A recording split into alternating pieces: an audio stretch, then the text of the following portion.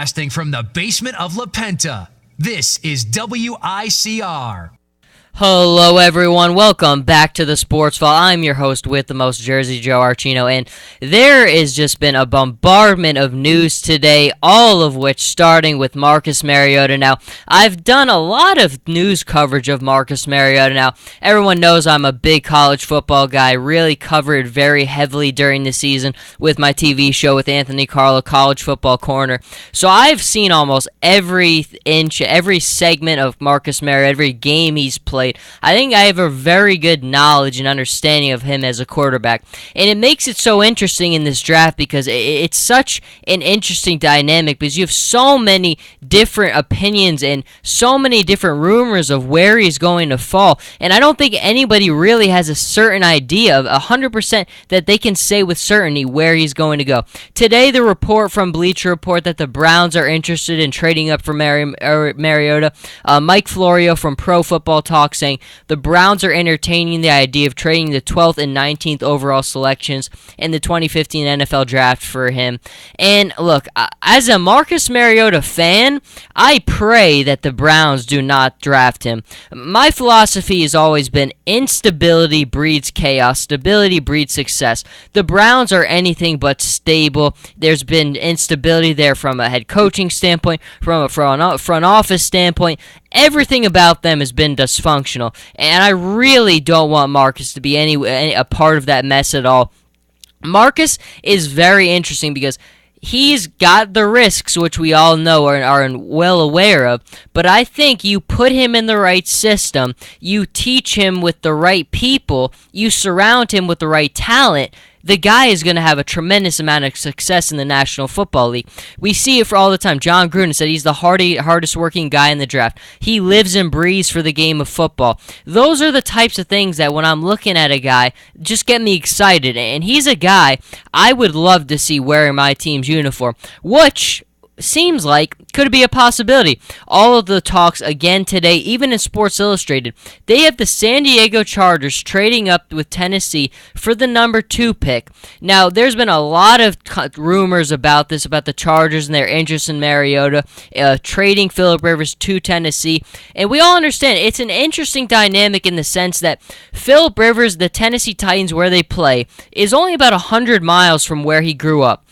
Then you take into account that he's a big fan and he gets along with Ken Wisenhunt, who gave him the resurgence that he needed. Phillip kind of had the down couple years, then new coaching staff comes in, Mike McCoy, Ken Wisenhunt.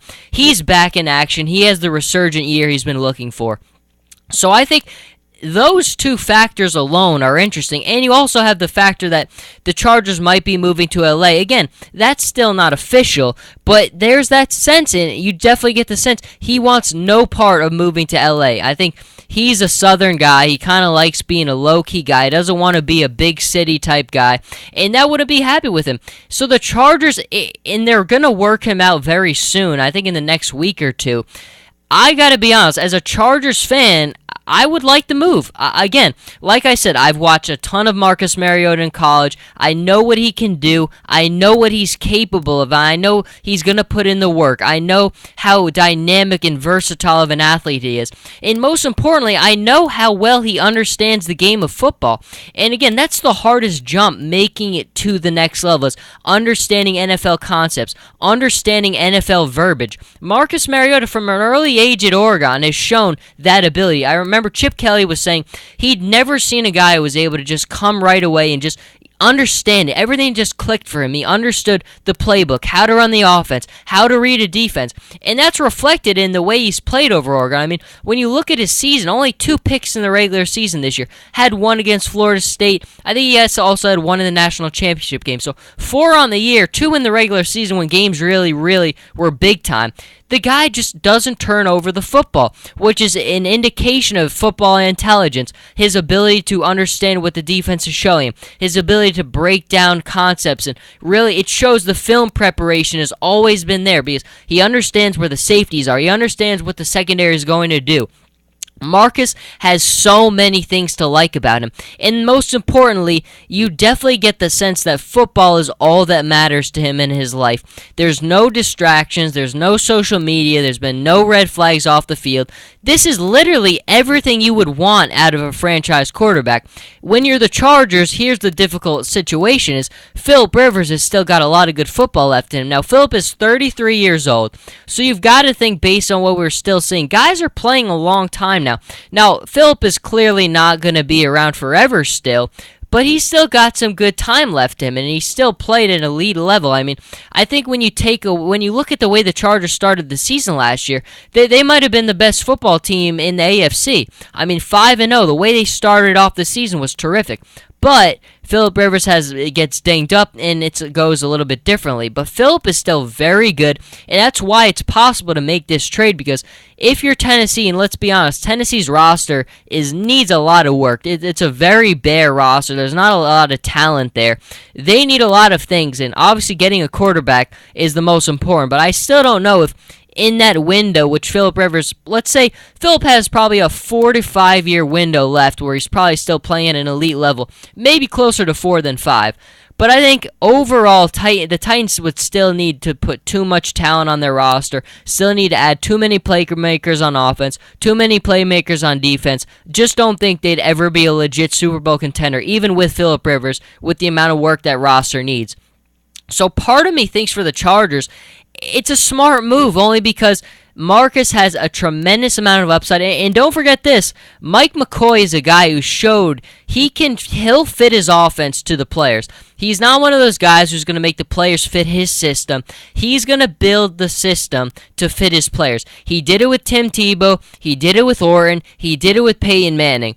He was going to design the offense to get the best out of that quarterback that he can. He'll design it. And look what the job he did with Tebow. I mean, look, Tebow, we all know, wasn't a guy who had a lot of success throwing the football, but he designed the plays to kind of get around that. Obviously, they got a lot of support from the running game, but I think overall, you have to think Mike McCoy's ability to be progressive and to not be stuck on one way it would be very good coach for Marcus Mariota to have in this league, and I think it's a smart move. If I'm the Chargers, I'm strongly considering, especially, and look, they know more than I or you do about what the situation is going to be with LA, but if it seems like that's really what's going to happen, that's going to be a reality, I don't know why you wouldn't. If Philip's not going to be happy, and you've got a chance to go up there and get a kid like Marcus Mariota, who's going to be the face of your franchise, never going to embarrass you, has a tremendous amount of upside, is there risk? Absolutely, but you put him with the right coach, you give him the right talent, the kid is going to be dynamite in this league, and I can't wait to watch him play.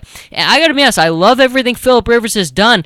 I'm kind of rooting for the trade. I really want to see this kid be my quarterback because I think he's got so much potential. He reminds me, not from a physical standpoint, but he reminds me so much of Russell Wilson, just with his maturity and his ability to extend plays and understand the game of football. He really is a mirror image to me of Russell Wilson. Again, not as much from a physical standpoint, but from just his approach to the game. And remember all the people who doubted Russell Wilson because of his size. Look, at the end of the day, folks, you got to take guys who are just have it. When you look at all the benefits this guy has, you look at everything that he's capable of, you'd be crazy not to think this guy is going to have a lot of success in the NFL. It's the same thing with Jameis. I mean, Jameis has got so much potential in him, but there's a lot of red flags there. I don't get the same red flags with Marcus. Marcus is more, will he fit in the NFL? And I think with time, with the right people, that's not going to be an issue at all. I have no concerns that he'll never embarrass me or my franchise. Marcus is a guy who I just can't wait to watch make the next jump. And we'll see what's going to happen because you still got to put Chip Kelly and the Eagles in the equation. You never know what's going to happen with there. I still never bought into the Sam Bradford thing. You see he's still being aggressive with the moves, doing things, making maneuvers. You could still never count them out. There's reports that the Bears like Marcus Mariota. Everybody likes Marcus Mariota. I love Marcus Mariota. You like Marcus Mariota. Everybody does. He's just a bang-up guy. And it's going to be a lot of fun to see how we continue to move because it seems like right now that's not that definitive answer. Even Tampa Bay, I don't think anybody can say without a definitive reason that he's not going to go there. So nobody knows. It's going to be a lot of fun to see what happens here. I'm really pulling for the kid, though. I hope he ends up with my Chargers. That's going to do it, though, for this segment. When we are back, talking, there's so much news to get to, so stay with us, and we'll be right back.